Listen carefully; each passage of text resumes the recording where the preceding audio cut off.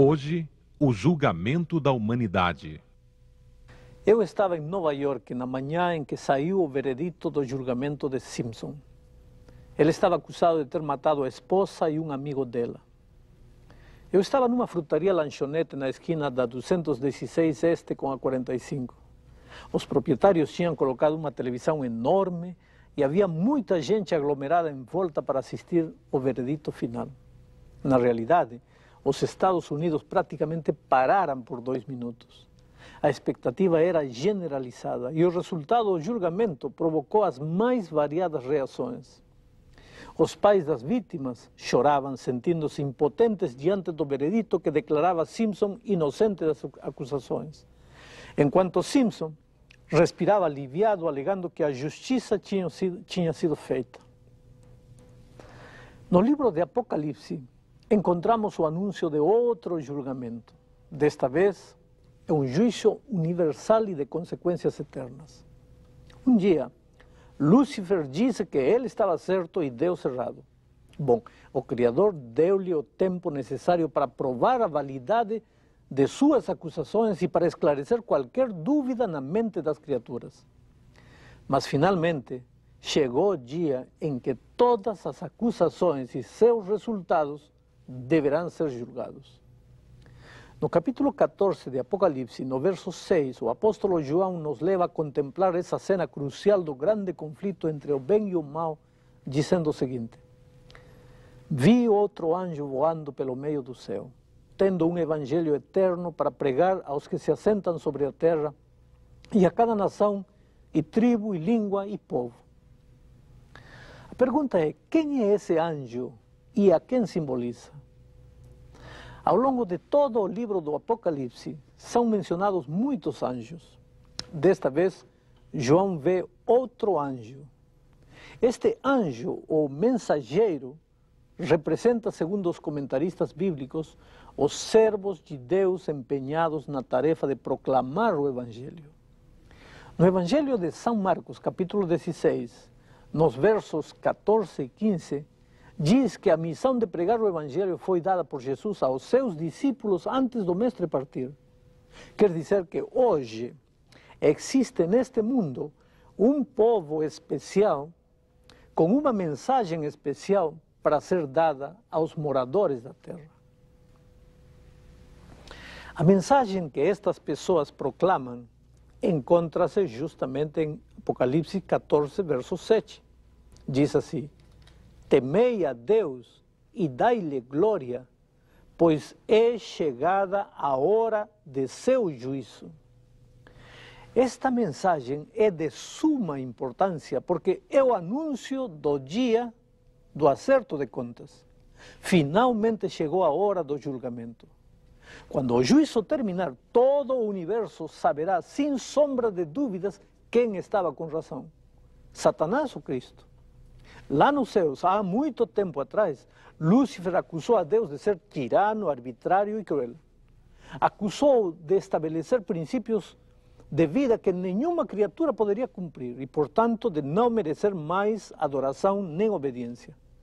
Mas agora chegou o momento do veredito final.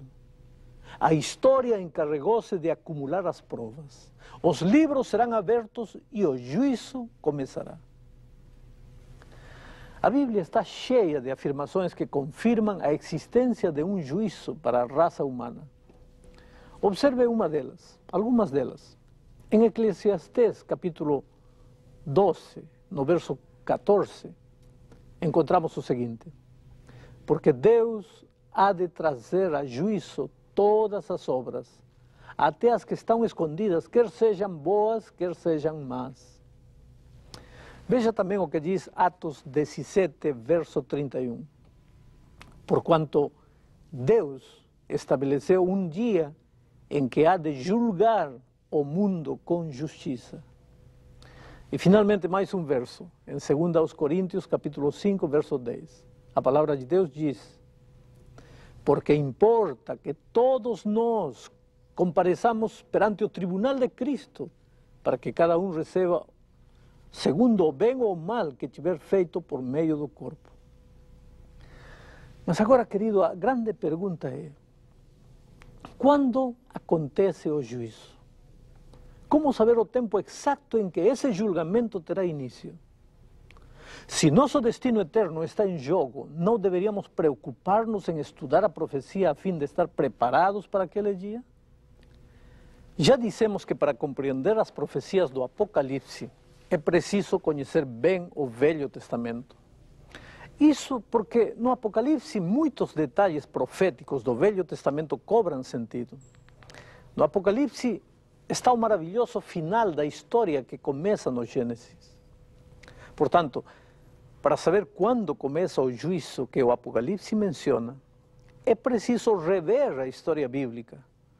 Quando se realizava o juízo de Israel? Isso tem que ver com o juízo da humanidade. Porque o povo de Israel era o povo de Deus no Velho Testamento.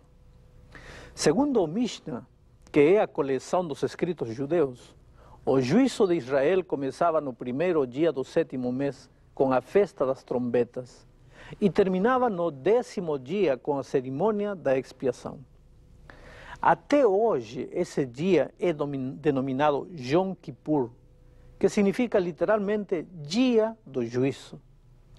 O livro de Levíticos, no capítulo 16, versículo 30, explica que nesse dia cada verdadeiro israelita renovava sua consagração a Deus e confirmava seu arrependimento, ficando assim perdoado e limpo.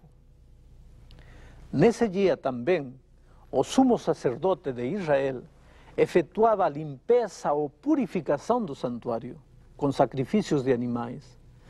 Agora, note o que a Bíblia diz a este respeito em Hebreus, versículo 23 e 24. Era necessário, portanto, que as figuras das coisas que se acham nos céus se purificassem com tais sacrifícios, mas as próprias coisas celestiais com sacrifícios a eles, porque Cristo não entrou em santuário feito por mãos, figura do verdadeiro, porém no mesmo céu, para comparecer agora por nós diante de Deus.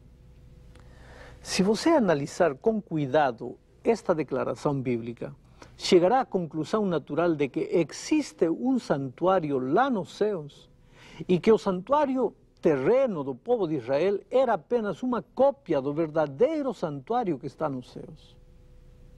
Bom, se o dia da purificação do santuário de Israel era o dia do juízo para aquele povo, está claro que o dia da purificação do santuário celestial será também o dia do juízo da humanidade.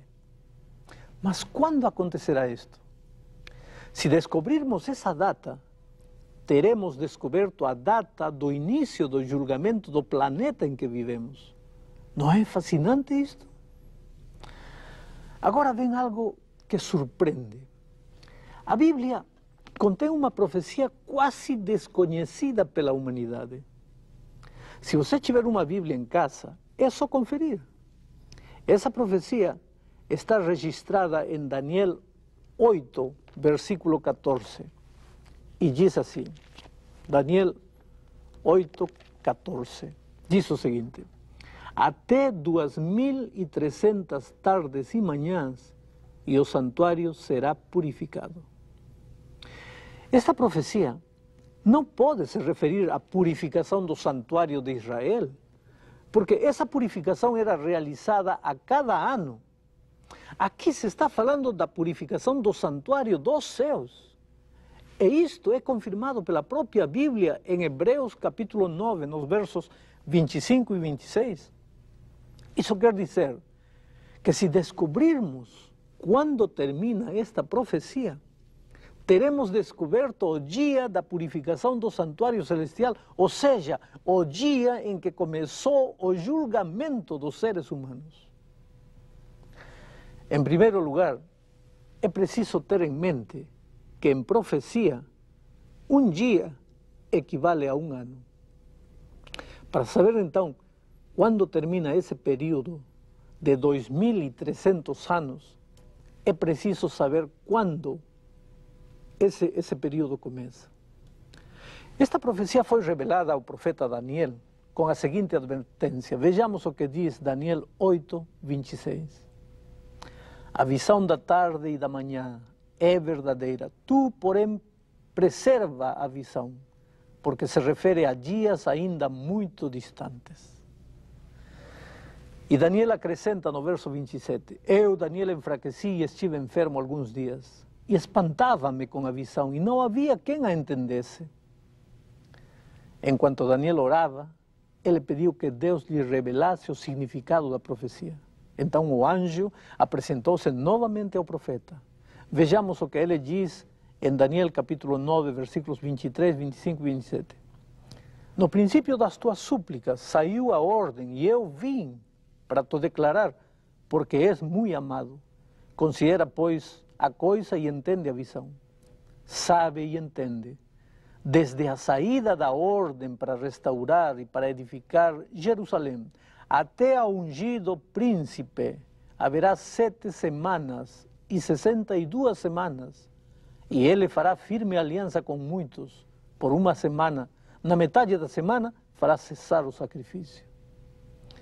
Ah, meu amigo, neste texto estão contidos todos os dados necessários para entender a profecia.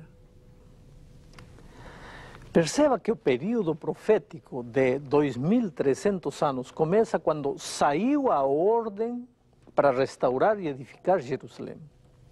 E a história registra que essa ordem foi dada pelo rei Artaxerxes da Pérsia no ano 457 a.C. Este é então o ano do início do período profético. Em segundo lugar, a profecia diz que do ano 457 a.C. até o ungido príncipe, ou seja, o batismo de Cristo, haveria 7 semanas e 62 semanas. Este total de 69 semanas em linguagem profética equivale a 483 anos, o que nos leva ao ano 27 depois de Cristo, data em que historicamente realizou-se o batismo de Jesus. Até aqui, a profecia se cumpriu com exatidão. Em terceiro lugar, a profecia fala de uma semana a mais, 7 dias proféticos, igual a 7 anos, que nos leva do ano 27 depois de Cristo até o ano 34 depois de Cristo, quando Estevão foi apedrejado pelo povo judeu e com isso o tempo de Israel estava acabado. 70 semanas estão determinadas sobre o teu povo, tinha dito o anjo ao explicar a profecia para Daniel. Isso cumpriu-se com exatidão. Em quarto lugar, a profecia afirma que na metade desta última semana que nos leva ao ano 31 depois de Cristo, fará cessar o sacrifício. Em outras palavras, Jesus morreria na cruz. Já não seria mais necessário o sacrifício de animais que Israel realizava. E a história registra que exatamente no ano 31 depois de Cristo, Jesus foi morto. E você pode ver mais uma vez como a profecia se cumpriu de maneira extraordinária. Até aqui, tudo aconteceu como estava previsto. A profecia foi dada a Daniel por volta do ano 607 a.C. E séculos depois, tudo se cumpriu ao pé da letra. Agora, me acompanhe no raciocínio. Se depois do período de 70 semanas continuarmos contando o tempo, concluiremos que o período de 2300 anos, que começou em 457 a.C., termina em 1844. Quer dizer que naquele ano, segundo a profecia, o santuário celestial seria purificado, ou seja, começaria o grande julgamento da raça humana. Amigo, isto é algo surpreendente e de solene significado. A humanidade não pode viver no terceiro milênio sem saber que o juízo divino já começou. Este não é um assunto para o futuro. Segundo a profecia, foi a partir de 1844 que o destino dos homens começou a ser definido. E milhões de pessoas no mundo ignoram essa verdade. Por isso, Apocalipse 14, versículos 6 e 7, declara que era necessário levantar-se um anjo ou um povo, um mensageiro, voando pelo meio do céu, tendo um evangelho eterno para pregar aos que se assentam na terra, a cada nação e tribo e língua e povo, dizendo em grande voz, temei a Deus e dai-lhe glória, pois é chegada a hora de seu juízo. Perceba que o anjo voa. Isto é urgente. Voar significa rapidez. Não há mais tempo a perder. Perceba também que a mensagem é dada em alta voz. Isso não pode ser ignorado por mais tempo. Precisa ser apregoado em toda a terra e para todos os seres humanos. E finalmente perceba que este é o Evangelho eterno. Não é nada novo. Não é algo que foi inventado por alguém. É a história do maravilhoso amor de Deus pelos seres humanos. Infelizmente, o juízo, por algum motivo, é mal compreendido pela humanidade. Muitos confundem juízo divino com os flagelos e catástrofes que acontecerão antes da volta de Cristo e que também estão profetizados no Apocalipse. Só que aqueles flagelos são parte da sentença. Eles são resultados do juízo, não o juízo. A prisão ou pena de morte, por exemplo, não são o juízo da pessoa, são a condenação. Juízo é o processo no qual se considera o caso. Existe um juiz, um advogado, um promotor de acusação, testemunhas, provas. Agora veja como Daniel, o profeta Daniel, descreve a cena do juízo celestial em Daniel 7, versos 9 e 10. Continuei olhando até que foram postos uns tronos, e o ancião de dias se assentou. Sua veste era branca como a neve, e os cabelos da cabeça como a pura lã. Um rio de fogo manava e saía de diante dele. Milhares de milhares o serviam, e miríades de miríades estavam diante dele. Assentou-se o tribunal e se abriram os livros.